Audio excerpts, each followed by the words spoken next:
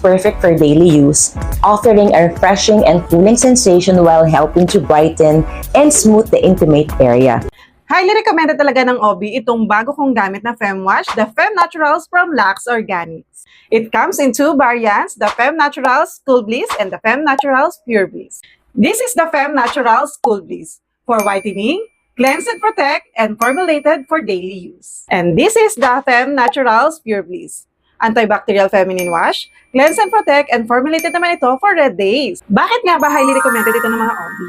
No harmful chemicals, paraben-free, hindi malagkit, super gentle sa skin, it maintains the pH balance, fights odors causing bacteria, nakakawalan ng malansang amoy, lalo na kapag red days natin, mga pangangati at hindi nakakadry ng kipi.